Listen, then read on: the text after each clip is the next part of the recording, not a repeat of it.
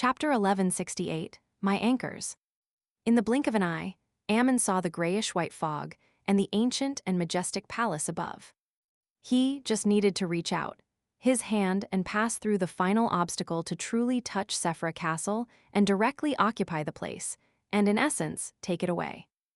But at that moment, a gigantic bluish-black palm suddenly appeared above the Ammon phantom, blocking him from entering Sephra Castle. Ammon's projection subconsciously turned its head and looked in the direction of the palm.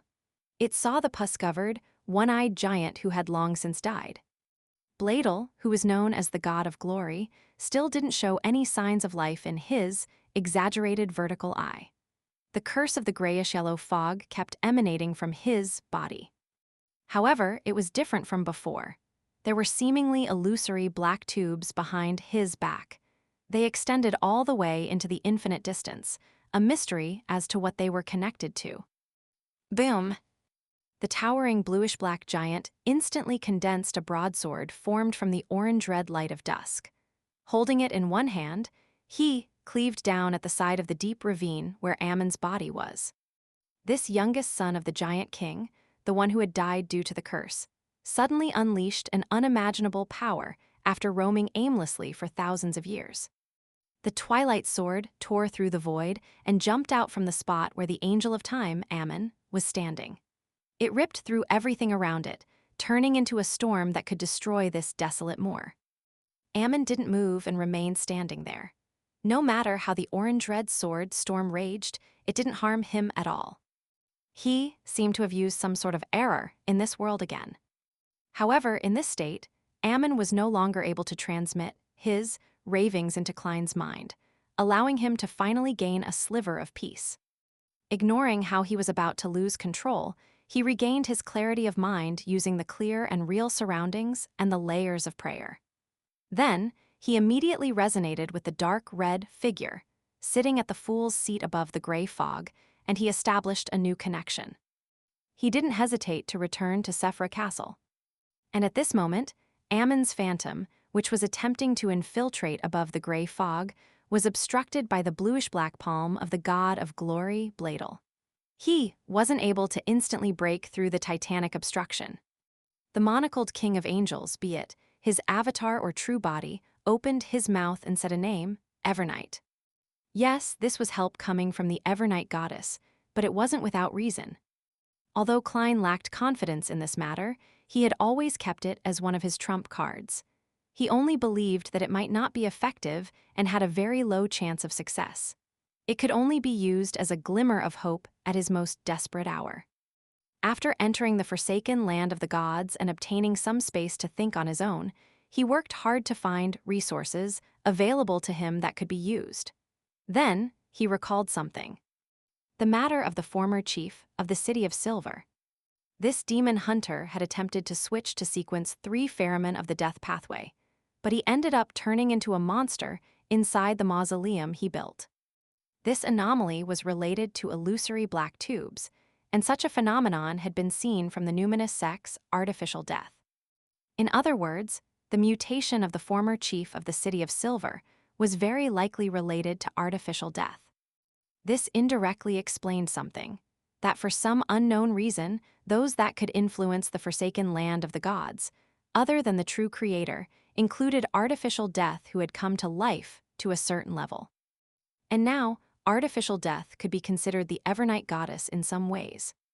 Based on this reasoning, Klein suspected that the goddess could use the uniqueness of the death pathway to exert a low level of influence to some degree on certain things in the forsaken land of the gods. In addition, there were only 3 people involved in the matter regarding the former chief of the City of Silver.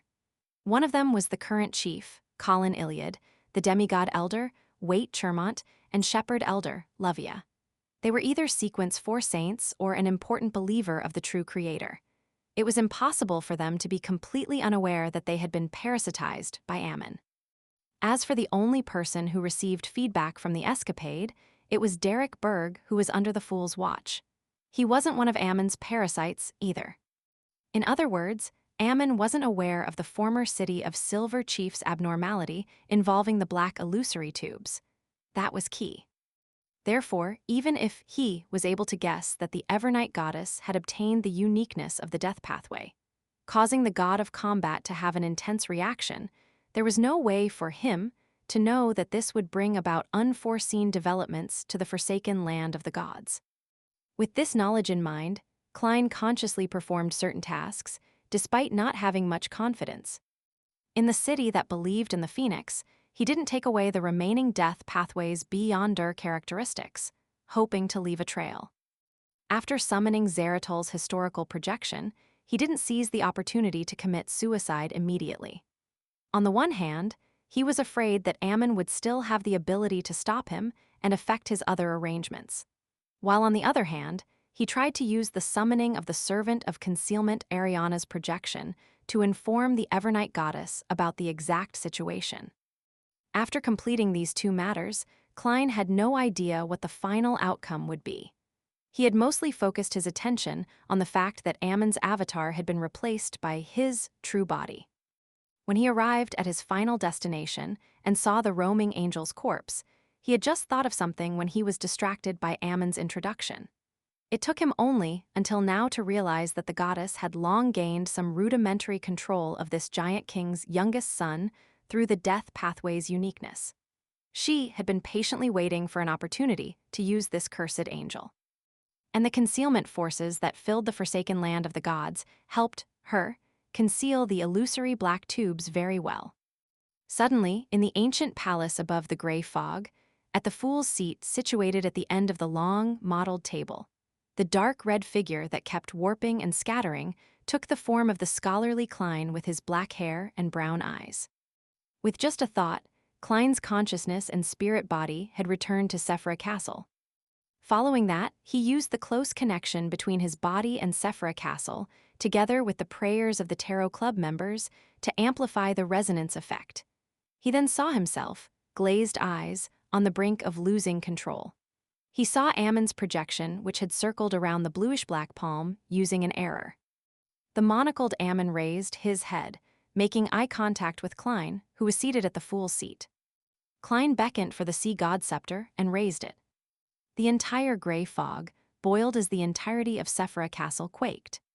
A vast amount of terrifying power gathered over, transforming into a torrent of lightning. The blue gems that lit up at the same time sent an illuminating light that surged down like a torrent, drowning Ammon's avatars and his own body. A deep rumble of thunder echoed as the terrifying silver lightning tore everything it enveloped apart. Ammon's projection disintegrated, and Klein's body was destroyed. He had finally succeeded in committing suicide. After completing this attack, Klein, who was high above the gray fog, immediately cut off the connection between Sephra Castle and the real world, so as to prevent Ammon's true body from creating any new accidents. Right on the heels of that, he began to wait for the miracle and waited for his resurrection. Beside the deep ravine which had grayish-white buildings at the bottom, Ammon's true body adjusted the crystal monocle, stealing the curse that kept Bladel existing. The bluish-black giant immediately began to rot, quickly being reduced to bones. The illusory black tubes didn't persist, and they instead shrank back into the depths of the darkness. Dressed in a pointed hat and a classic black robe, Ammon stood there. He raised his head and looked into the sky silently for a few seconds, as though he was looking at Sephra Castle through the fog of history. Finally, he pinched the crystal monocle and muttered to himself, as the corners of his mouth curled up. Interesting. In the ancient palace, at the end of the long, mottled table, Klein sat at the seat belonging to the fool. He carefully looked down at the grayish-white fog. He discovered that the Beyonder characteristics that had been destroyed with his body had unknowingly entered the historical void. It fused with the worms of spirit from the past, turning them corporeal. As long as Klein willed it from Sephra Castle, these worms of spirit would immediately be able to escape the fog of history and reform his body in the real world. The miracle of resurrection was essentially a deeper use of one's strength from the past. Miracles happen using the past and future. Klein frowned slightly as he attempted to analyze how the miracle in Miracle Invoker came about. After thinking for a few seconds, he quickly pulled his attention back and attempted to revive himself in Sephira Castle. Then, he discovered a problem. His body could only be revived in the real world. Furthermore, it had to be within a certain range of his remains. As for his spirit body, it could be reborn above the gray fog, but Klein's spirit body hadn't been destroyed. It was sitting on the high back chair of the fool. Obtaining help from the past works. The number of resurrections I'm using now is depleting the number I'll have after I become a miracle invoker. From the looks of it, there's only one chance now. Tusk. Ammon should be guarding my corpse now. I have to think of a way to get out of this predicament. His sense of time is different from a human's. He's a very patient god of mischief. Yes, my current state can only be maintained for 3 days. After that period of time, I won't be able to borrow powers from the past to resurrect. If it really doesn't work, I'll just abandon my body and become an undead. Klein's mind raced. Although he was somewhat vexed, he was in his most relaxed state over the past few days. He finally got out of that nearly hopeless situation. He looked at the high back chairs that had symbols light up on their backs, as well as the burgeoning and contracting dark red stars. Klein exhaled and relaxed as he leaned back into his chair. He couldn't help but reveal a smile. These are my anchors.